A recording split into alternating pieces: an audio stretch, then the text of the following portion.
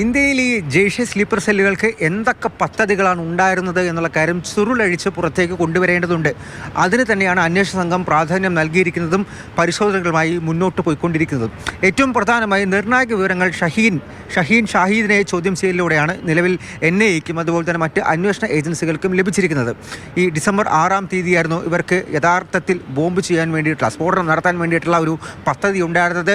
അതിനുവേണ്ടി ആ ദൗത്യത്തിന് വേണ്ടി D6 മിഷൻ എന്നുള്ള പേരും നൽകി. പ്രധാനമായിട്ടും ഈ ബാബറി മസ്ജിദ് തകർത്തതിന് ഒരു പ്രതികാര നടപടി എന്നുള്ള രീതിയിലാണ് ആ ഒരു ഉദ്ദേശമാണ് അവർക്കുണ്ടായിരുന്നത്.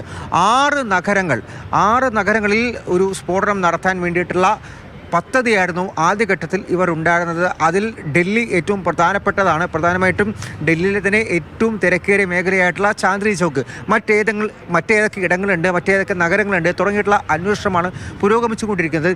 ഇന്ത്യയിൽ ഇപ്പോഴും ആക്റ്റീവായിട്ടുള്ള ഈ സ്ലീപ്പർ സെല്ലുകൾ, ജെയ്ഷയുടെ സ്ലീപ്പർ സെല്ലുകളെ കണ്ടെത്തി അവരെ നിർവീര്യമാക്കുക, അവരെ അമർച്ച ചെയ്യുക തുടങ്ങിയിട്ടുള്ള കാര്യങ്ങളൊക്കെ തന്നെ ഇനി മുന്നോട്ട് ഉണ്ടാകേണ്ടിയിരിക്കുന്നു.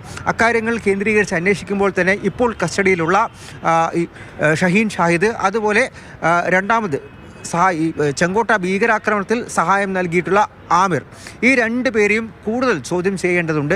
അക്കാര്യങ്ങളുമായി ബന്ധപ്പെട്ടാണ് ഇപ്പോൾ മുന്നോട്ട് അന്വേഷണം പോയിക്കൊണ്ടിരിക്കുന്നത്. അതിനപ്പുറത്തേക്ക് മറ്റിടങ്ങളിൽ ഇപ്പോൾ ജമ്മു കാശ്മീർ, അതുപോലെ ഹരിയാന, പഞ്ചാബ്, ഉത്തർപ്രദേശ് ഉൾപ്പെടെയുള്ള സംസ്ഥാനങ്ങളിൽ വലിയ തോതിൽ റെയ്ഡ് നടന്നുകൊണ്ടിരിക്കുന്നുണ്ട് എന്നുള്ള കാര്യം കൂടി വ്യക്തമാക്കിയിരിക്കുന്നു. ഈ ഷഹീദ് അവരെ പ്രധാനമായിട്ടും വിളിച്ചുകൊണ്ടിരുന്ന പേരടക്കമുണ്ട്.